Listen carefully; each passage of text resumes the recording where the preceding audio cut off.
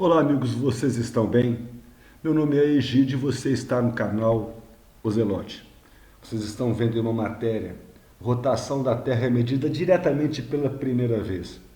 Bom, já acho estranho uma matéria desse porte dizer que pela primeira vez mede-se algum movimento da Terra. Em pleno século XXI, cadê pêndulo de Foucault numa hora dessa? Em 2.000 anos de história, só o pêndulo de Foucault tem 300 anos.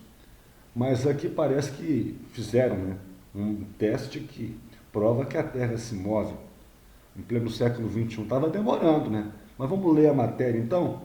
Aqui embaixo da foto tem uma coisa interessante. Diz aqui, embaixo da foto, o professor Chamber ajusta o anel de laser usado para medir as mínimas variações no gingado da Terra. Pô, eu sei que a Terra tem pelo menos 5 movimentos diferentes que eu já contei. Já ouvi falar em 14. Bom, mas eu vou citar só 3 aqui. Tem a rotação a 1.600 km por hora. Tem a translação a 107.000 km por hora. E tem também a Terra aspiralando atrás do Sol, que está em disparada a quase 1 milhão de quilômetros no espaço afora. A matéria aí fala em gingado da Terra, né? Olha, com esse tanto de movimento a milhões de quilômetros por hora não é gingado, pô. Isso é o samba do crioulo doido. Vou fazer esse vídeo de hoje com o propósito de mostrar para vocês aquilo que eu chamo de falha do sistema. É quando um cientista, para defender a sua tese, precisa destruir uma outra tese. E isso só acontece quando as duas são mentiras, pois se houvesse alguma verdade nelas, as duas se completariam. Vamos ver o vídeo.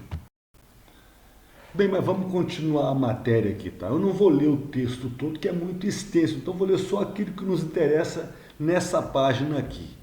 Eu vou aqui um pouco mais abaixo, e aqui nesse ponto, bom, em primeiro lugar, vocês estão vendo esse desenho aí?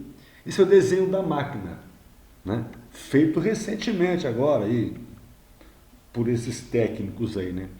Em suma, aqui explica como essa máquina funciona. São feixes de luz, mais especificamente de laser. Diz aqui o texto, olha, laboratório geodésico.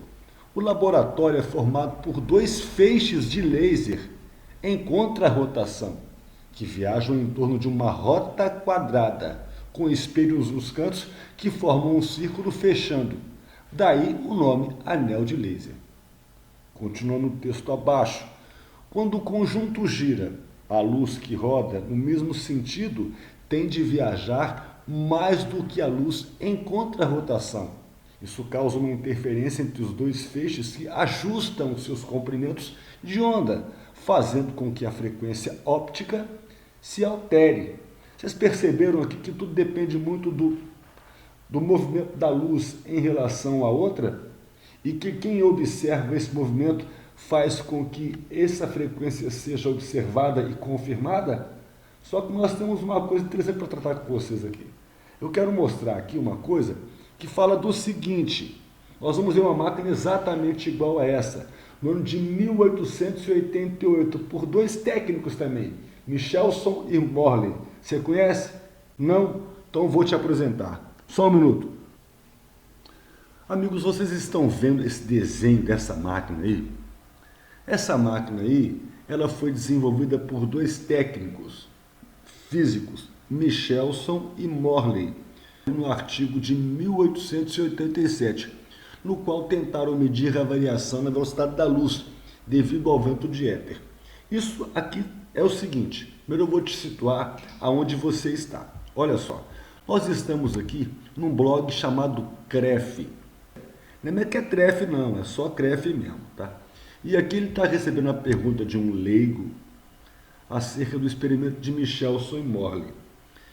É comum no meio terraplanista ouvir falar que o experimento de Michelson e Morley tinha a intenção de provar o movimento da Terra e que foram feitas sucessivas experimentações nesse sentido e que sempre dava a Terra como imóvel. O experimento não funcionava, a Terra era sempre imóvel.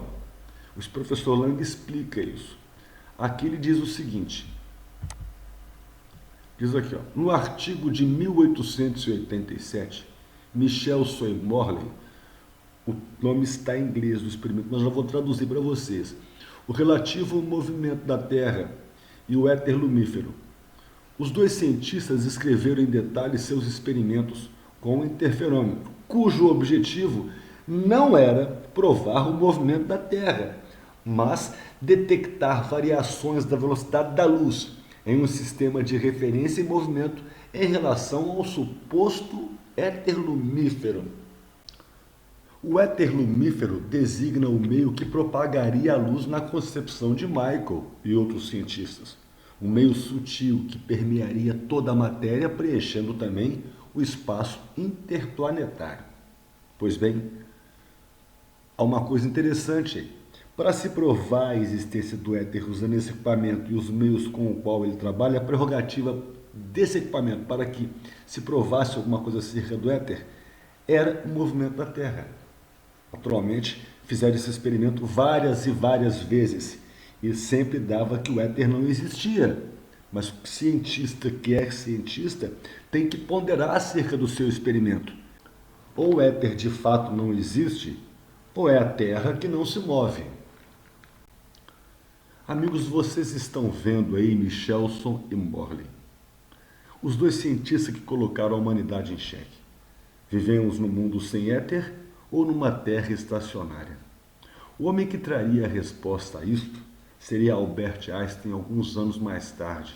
Einstein afirmaria que o experimento de Michelson e Morley não poderia jamais ser considerado pelo fato de que qualquer tentativa de avaliar alguma variação no movimento da luz fracassaria. Isso porque, segundo Albert Einstein, a luz não sofre qualquer alteração no seu movimento ou na sua velocidade, segundo o ponto de vista do observador. Bem, parece que agora alguém resolveu colocar em xeque o próprio Einstein, porque uma vez que se usou uma máquina tendo os mesmos fundamentos e princípios aplicados no equipamento de Michelson e Morley, que se tratava do movimento da velocidade da luz, me cabe perguntar quem é que está errado, os atuais cientistas, Michelson e Morley ou Albert Einstein? Com relação, por exemplo, à origem da teoria da relatividade, o que aconteceu foi o seguinte, que no fim do século passado, na passagem do século, uma dupla de cientistas, Michelson e Morley,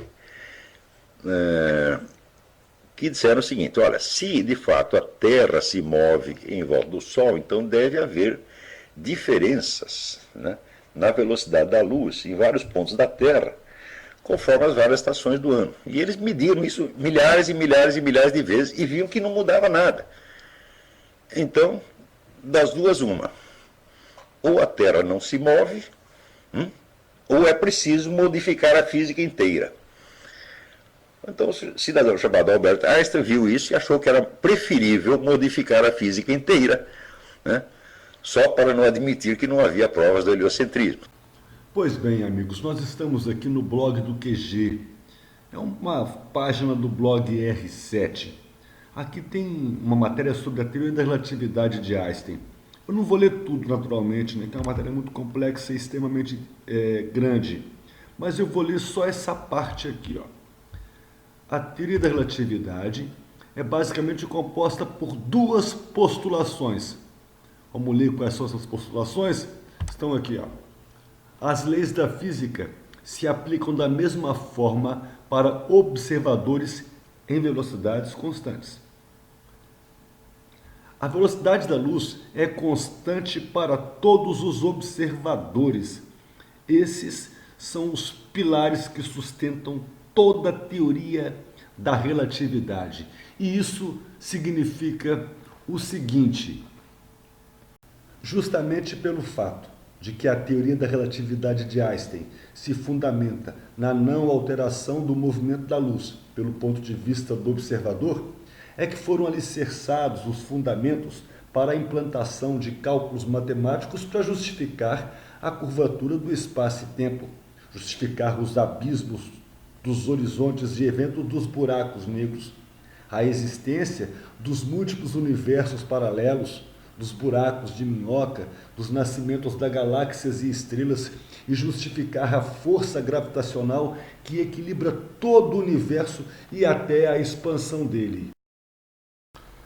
Agora, com um experimento fundamentado na alteração do movimento da luz pelo ponto de vista do observador, supostamente provando o movimento da Terra, traz à tona um paradoxo.